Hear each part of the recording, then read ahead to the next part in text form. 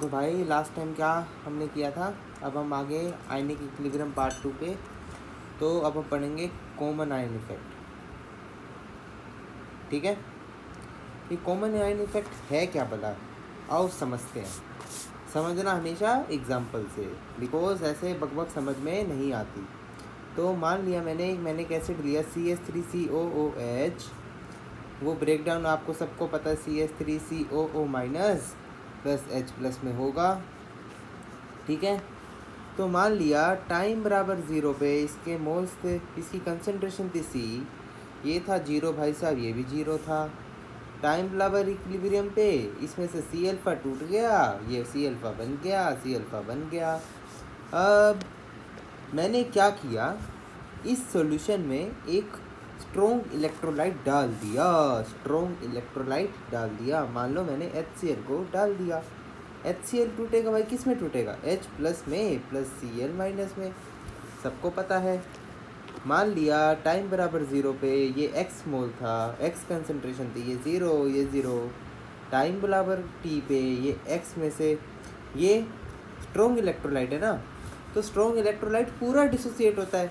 इसकी तरह तो है नहीं किस्तों में टूटेगा ना, ये तो पूरा टूटेगा। मीन्स ये 0 हो जाएगा, ये X बन जाएगा, ये X बन जाएगा।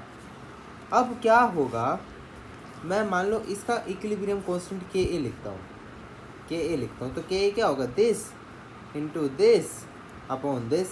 अब बस आप एक बात ध्यान रखो, ये H प्लस यहाँ भी है, ये H प्लस यहाँ भी है, कॉमन है दोनों में भाई साहब, कॉमन है। हाँ दिख तो रहा है कॉमन।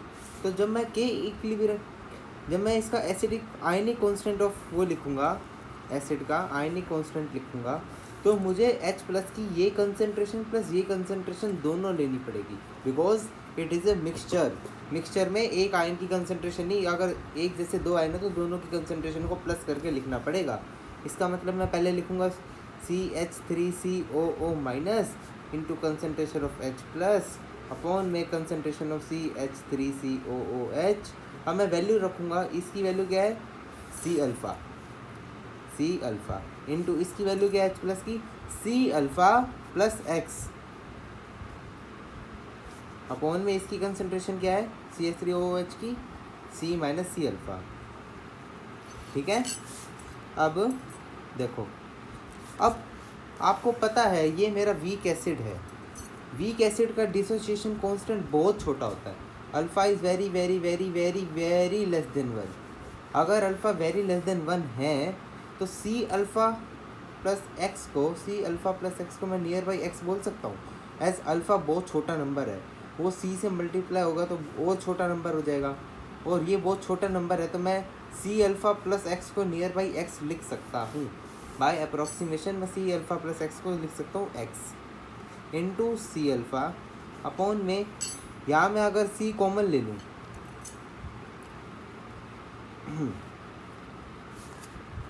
एक सेकेंड, यहाँ मैं C को कॉमन ले लूँ, यहाँ बचेगा हमारे पास 1 माइनस अल्फ़ा। तो ये क्या आया मेरे पास Ka, ये हमारे पास एक्सप्रेशन आ गई इस मिक्सचर के आयनिक कांस्टेंट की। ठीक है, अब इससे होता क्या है, कॉमन आयन इफेक्ट में आपको दिखा क्या, कॉमन आयन इफेक्ट में क्या दिखा हमें कि जब हमने इस स्ट्रॉन्ग इलेक्ट्रोलाइट को सॉल्यूशन में डाला तो आपको क्या दिखा, H प्लस की कंसंट्रेशन बढ़ गई, H प्लस की कंसंट्रेशन बढ़ गई। अगर H प्लस की कंसंट्रेशन बढ़ी है मिक्सचर में तो रिएक्शन बैकवर्ड जाना चाहिए, एज इसका QC बढ़ा है।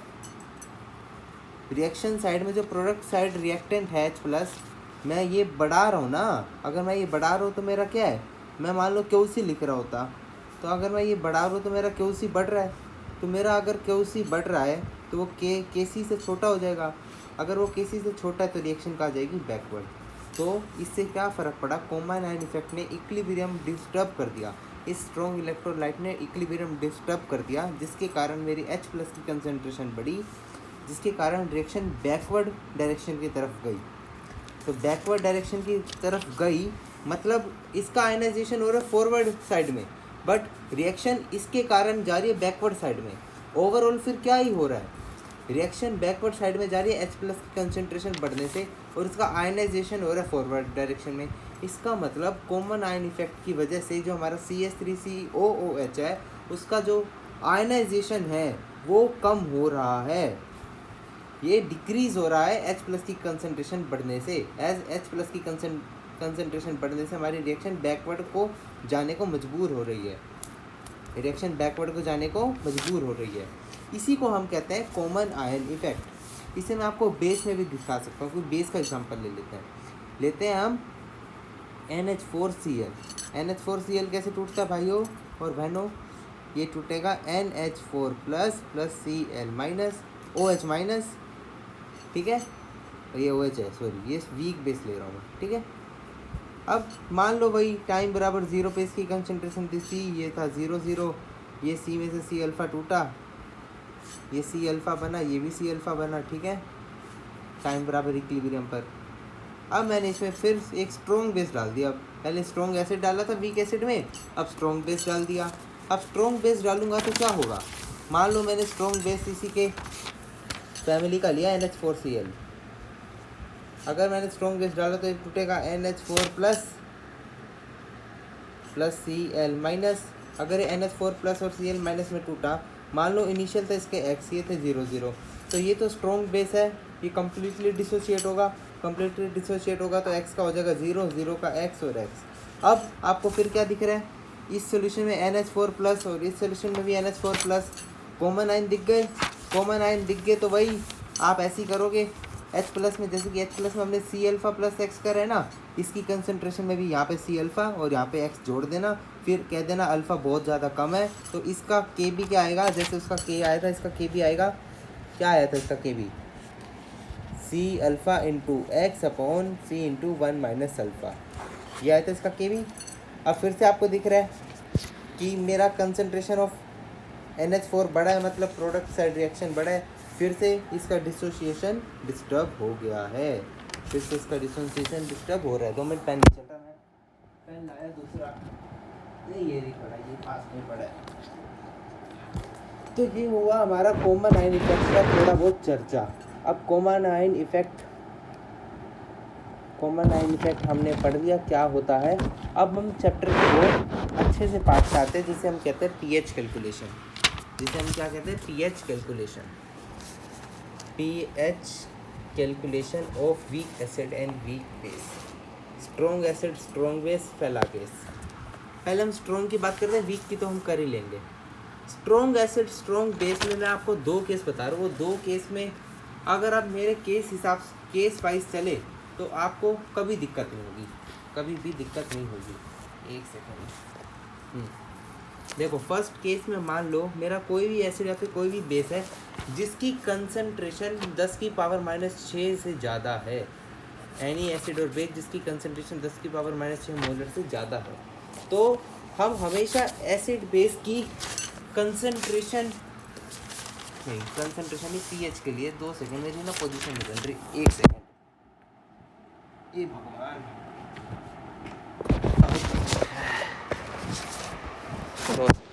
अरे भाई चार्जर आ जा ऊपर।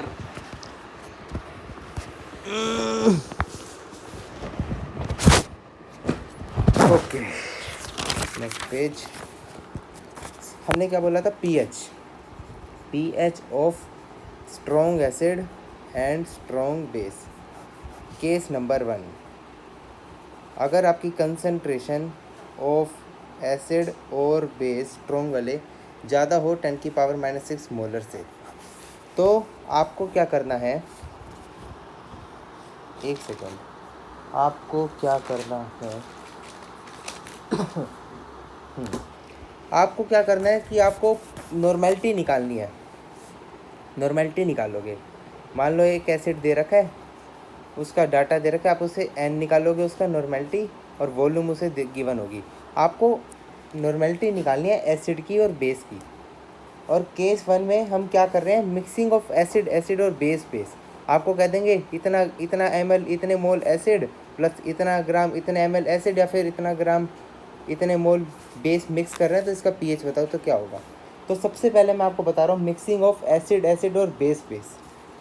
आप क्या करोगे, मान लो 2 एसिड को मिक्स कर रहे हैं तो उसका normality 1 into volume 1 plus acid acid की बात कर रहा हूँ प्लस नॉर्मेलिटी 2 इंटू वॉल्यूम 2 बराबर N3V3।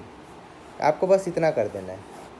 नॉर्मेलिटी निकालोगे, वॉल्यूम निकालोगे पहले एसिड की, फिर नॉर्मेलिटी निकालोगे, वॉल्यूम निकालोगे दूसरे एसिड की, बराबर कर दोगे नॉर्मेलिटी जो आपको निकालनी है और वॉल्यूम तीनों को प्लस कर दोगे। ये V3 क्या होगा, V1 प्लस V2 की वैल्यू होगी हमारी V3। आज सारे पेनों को क्या हो गया, V3 बराबर V1 प्लस V2। एग्ज़ाम्पल लेता हूँ कि मैंने 50 ml 0.1 मोलर HCl ले लिया प्लस 50 ml 0.2 मोलर H2SO4 ले लिया। तो आप क्या करो, इसकी नॉर्मेलिटी निकालो। N क्या होगी, molarity into N factor. HCl का N फैक्टर क्या होता है, 1। मोलैरिटी है 0.1, तो 0.1 इंटू 1 मतलब 0.1। इसकी नॉर्मेलिटी निकालो, M इंटू N फैक्टर। इसकी मोलैरिटी है 0.2 एंड इसकी नॉर्मल N फैक्टर क्या है 2, क्योंकि ये 2H प्लस लूज़ करेगा इंटू 2, मतलब ये हो गया 0.4। ये आ गया N1, ये आ गया N2। V1 क्या गिवन है 50 ml, V2 क्या गिवन है हमारे पास 50 ml। मल्टीप्लाई करो 50 इंटू 0.1 मिली मोल्स में कर लेते हैं। यूनिट तो वैसे भी कट जाएगी जब हम ये एक्सप्रेशन लिखेंगे, तो क्या ज़रूरत, डायरेक्ट मल्टीप्लाई करो। ये आएगा 5 प्लस ये आएगा 5 4 जा 20, मतलब ये आएगा 20 क्योंकि पॉइंट है ना, इक्वल्स टू N3 हमें चाहिए और V3 क्या हो जाएगा 50 प्लस 50 100। ये क्या हो गया 5 प्लस 20 25/100 बराबर N3। N3 क्या आ गया आपके पास 1/4। ठीक है, N3 आ गया, मतलब आपके पास क्या आया, टोटल मिक्सचर की नॉर्मेलिटी आ गई। टोटल मिक्सचर की नॉर्मेलिटी आ गई मतलब एक तरीके से एसिड है तो आपके पास H प्लस का कंसनट्रेशन आ गया। ठीक है, ये एसिड है तो लगभग आपके पास H प्लस का कंसनट्रेशन आ गया।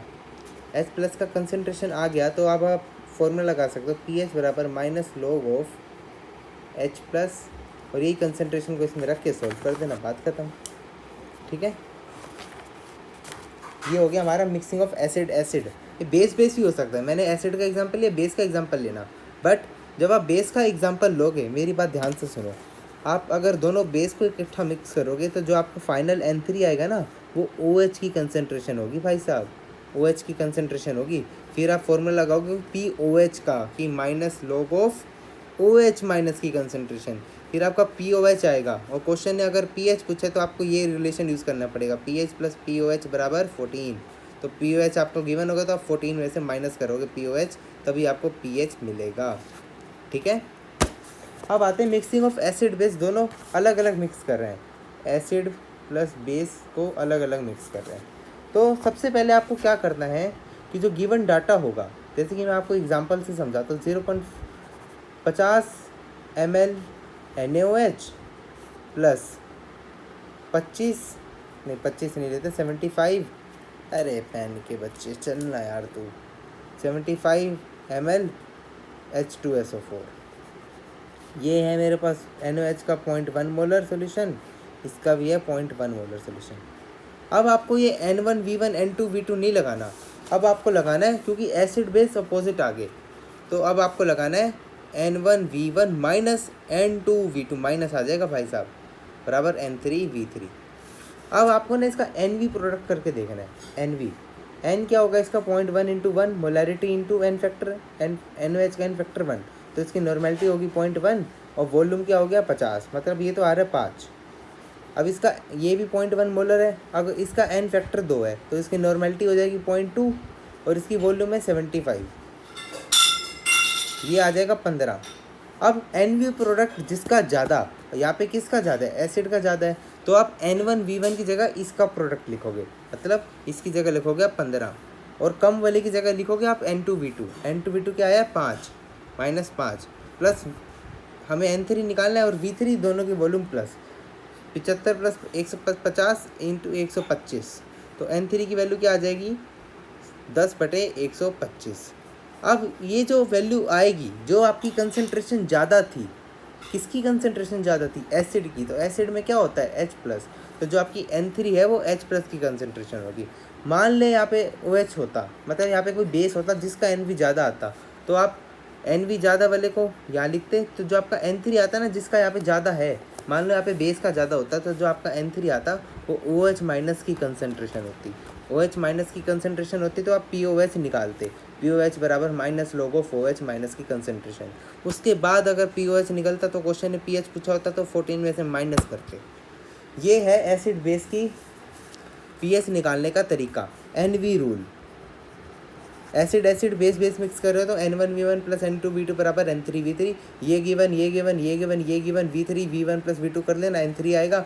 एसिड का निकाल रहे हो तो ये H+ की कंसंट्रेशन आएगी, बेस का निकाल रहे हो तो OH- की कंसंट्रेशन आएगी, ठीक है। और अगर दोनों अलग अलग मिक्स कर रहे हो तो जिसका NV ज़्यादा उसको पहले लिख लेना और यहाँ लगा देना माइनस, और जिसका ज़्यादा होगा जो उसका N3 होगा, मान लो एसिड का ज़्यादा तो N3 क्या होगा? H+ की कंसंट्रेशन। बेस का ज़्यादा NV प्रोडक्ट तो N3 क्या होगा? बेस की कंसंट्रेशन। बेस की कंसंट्रेशन है तो POH बराबर minus log of OH minus लगा देना। एसिड की कंसंट्रेशन N3 ज़्यादा है तो pH का direct formula minus log of H+ लगा देना। ये होगी हमारी एसिड बेस की pH कैलकुलेशन। कौन से एसिड बेस की? स्ट्रॉन्ग। मुन्ना भाई स्ट्रॉन्ग एसिड बेस की अभी pH कैलकुलेशन हुई है, वीक का तो अभी रहता है। बट भाई साहब अगर आपको स्ट्रॉन्ग की मेरी एसिड बेस कंसंट्रेशन समझ में आ गई तो मैं कह रहा हूँ वीक की आने में देर नहीं लगेगी, वीक की आने में देर नहीं लगेगी। अभी तो मैंने आपको केस 1 बताया। एक सेकंड में देख तो लूँ वीक की करनी है भी या नहीं, हमारे सिलेबस में है या नहीं है, क्योंकि मैंने तो पढ़ रखी है। बट भाई साहब नहीं है, नहीं है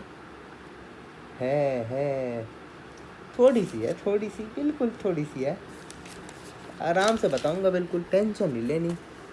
आओ, मैंने आपको केस 1 क्या बताया था कि जब हमारे स्ट्रॉन्ग एसिड और स्ट्रॉन्ग बेस की कंसंट्रेशन ग्रेटर देन 10⁻⁻6 हो तब ऐसा है।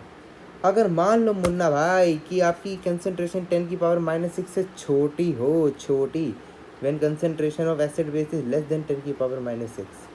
पहले आपको थोड़ा थ्योरी का ज्ञान दे दूँ, फिर आपको छू मंतर जादू बताऊंगा इस क्वेश्चन में कि क्या करना है।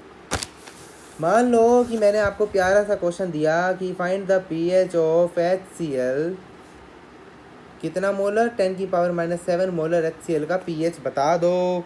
कुछ गधे के बच्चे ऐसे करेंगे, -10⁻⁻7 बराबर ये HCl कैसे टूटेगा, कुछ ऐसे करेंगे। हमारे महानुभाव कुछ बच्चे हैं जिनकी भावनाएं कुछ अलग ही होती है, वो H+ + Cl- करेंगे। वो कहेंगे कि 10⁻⁻7 है तो ये भी इतना बनेगा, ये भी इतना बनेगा। फिर वो कहेंगे H+ की कंसंट्रेशन है भाई साहब 10⁻⁻7, तो pH क्या हो जाएगा? 7। ओहो गलत।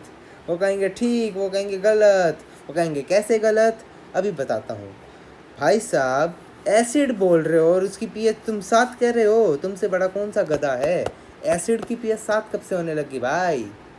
जवाब दो, एसिड की pH 7 कैसे हो गई? एसिड पानी है क्या? तुम एसिड पीते हो क्या रोज? हैं? एसिड पीते हो क्या? एसिड की pH तुम 7 बोल दो कैसी? ऐसा नहीं होता, इसकी भी होगी बट 7 के बिल्कुल पास होगी, बिल्कुल पास पे तो बिल्कुल पास होगी, बिल्कुल एग्जैक्ट 7 नहीं होगी। अब निकालते हैं कितनी पास होगी उसका। पहले आपको डराऊंगा थोड़ा सा थ्योरी में, फिर आप कहूँगा कुछ नहीं करना, क्वेश्चन देखना है, बस ये लाइन पढ़नी है।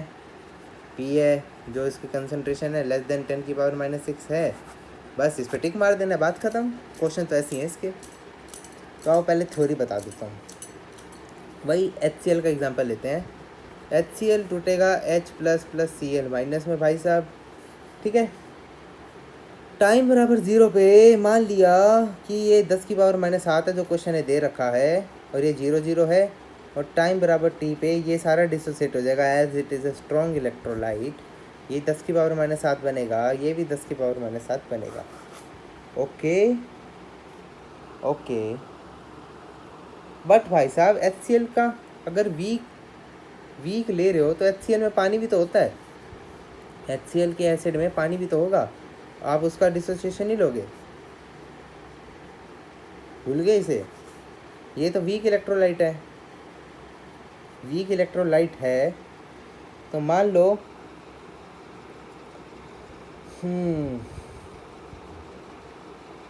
इसका मैं मान लेता हूँ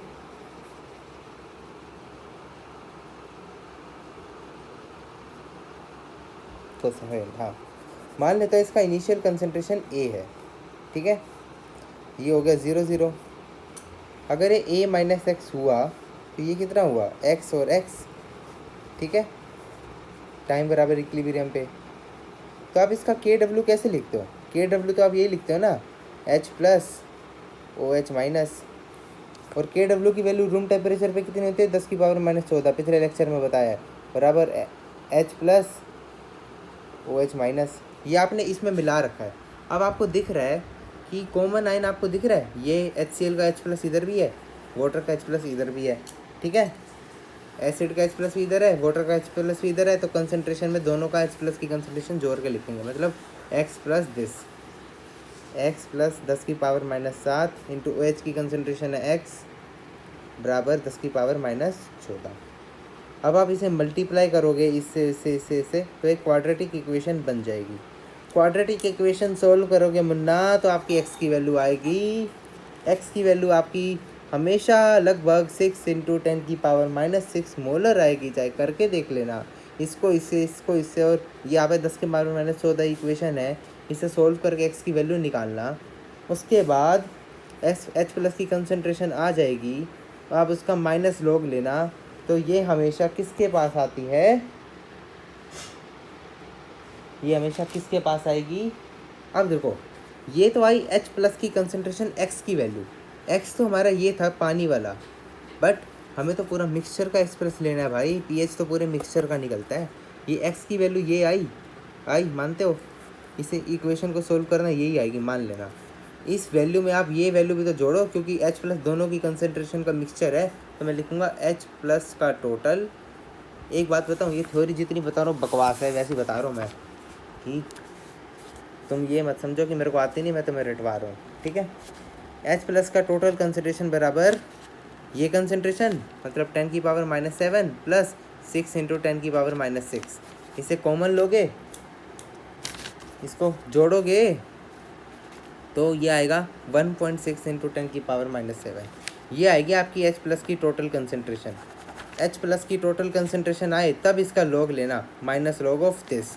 जब आप माइनस लॉग ऑफ दिस लोगे तब आपकी हमेशा जो पीएच आएगा फाइनल, जो कि मैं आपको रिज़ल्ट बता रहा हूँ, इसे याद रख लेना, 6.9 के आसपास आएगा। 6.92, 6.895, 6.923, 6 ये वो 6.9 कुछ।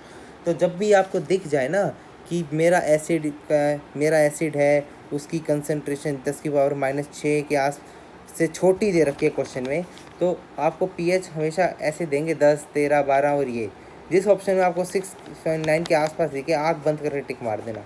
इस थ्योरी का कोई ज़रूरत नहीं है, ये एक्सपेरिमेंटल डाटा याद रख लो कि जब भी मेरे कोई भी एसिड की कंसंट्रेशन 10⁻⁻6 मोलर से ज़्यादा कम होगी तो पीएच हमेशा इसके आसपास आएगा, ठीक है, आएगा।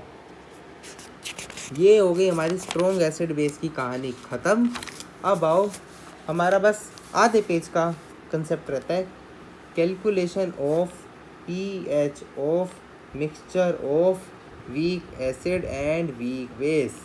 इसकी पीएच कैसे निकालते हैं मुन्ना भाई, तो इसकी समझाने के लिए मैं आपको एक एसिड दे देता हूँ HX, जो कि एक वीक एसिड है। मान लेता हूँ इसकी इनिशियल कंसंट्रेशन C1 है, इसका डिग्री ऑफ डिसोसिएशन α1 है, और इसका आयनिक कांस्टेंट Ka1 है, ठीक है। एक मैं एसिड ले लेता हूँ, दो वीक एसिड का ले रहा हूँ, ठीक है। एक मैं एसिड ले लेता हूँ HY, मान लेता हूँ इसका इनिशियल कंसंट्रेशन C2 है, इसका α2 है, एंड इसका Ka2 है। मान लेता हूँ HX मेरा ऐसे डिसोसिएट हो रहा है H plus plus x minus में। मान लेता हूँ टाइम बराबर 0 पे C1 है, तो ये 0 0 है। टाइम बराबर T इक्विलिब्रियम पे ये हो जाएगा C1 का C1 माइनस C1 α1, तो ये बनेगा C1 α1, ये भी बनेगा C1 α1, ठीक है। प्लस मैं इसमें क्या जोड़ रहा हूँ, ये वाला, क्योंकि एक वीक एसिड ये है तो एक ये है, तो इसका डिसोसिएशन कैसे होगा, ये भी ऐसे टूटेगा H plus plus Y minus में।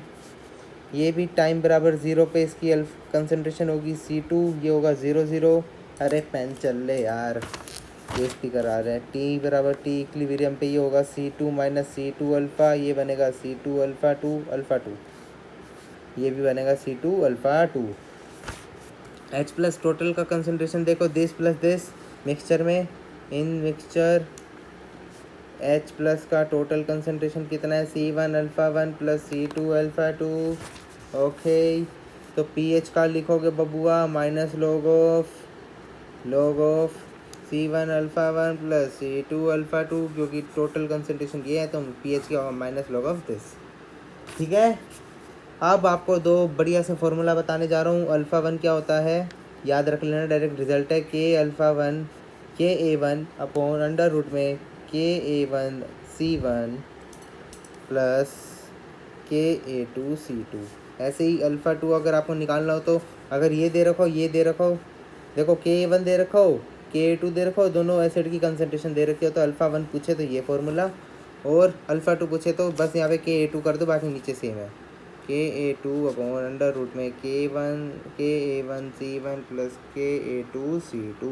डेरिवेशन नो नीड, कर देना, हो जाएगी तुमसे खुद। ठीक है,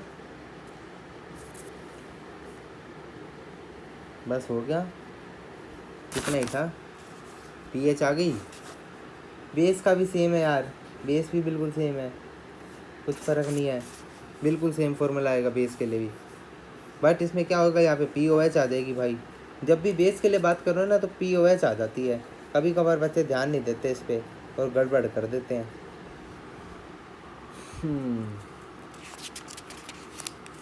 पता नहीं मैंने कैसे समझाया, थोड़ा तेज़ समझा दिया क्या। अब क्या रहता है, आओ एक और बात बता देता हूँ जाते जाते बात।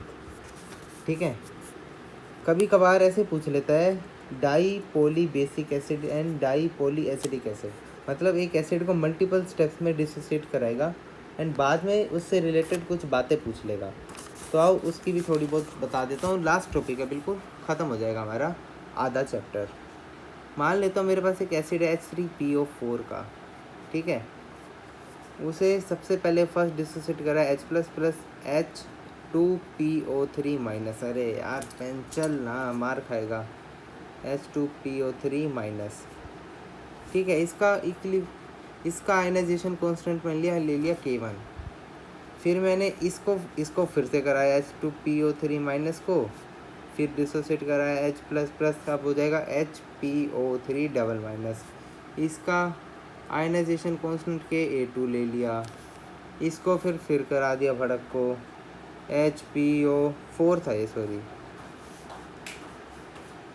इसको डबल माइनस को फिर करा दिया, फिर H plus plus PO4 triple minus. ठीक है, इसका आयनाइजेशन हो गया KA3।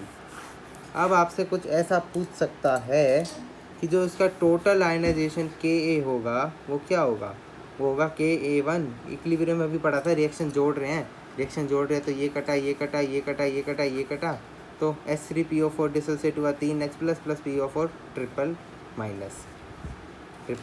तो KA नेट क्या होगा, KA1 into KA2 into KA3 आपस में मल्टीप्लाई हो जाएंगे। इस रिएक्शन को मैं ऐड कर रहा हूँ। अब एक और सवाल पूछ सकते हैं कि इनमें से ज़्यादा कौन होगा, तो हमेशा जो फर्स्ट टाइम हमारा वो होता है ना डिसोसिएशन, उसका सबसे ज़्यादा होता है, फिर उससे इसका ऑर्डर होता है KA1 greater than KA2 greater than KA3, मतलब KA1 greater than KA2 greater than KA3। Okay, बस यही था, इतना ही है जितना आधा चैप्टर हो चुका, बाकी का आगे। बाय।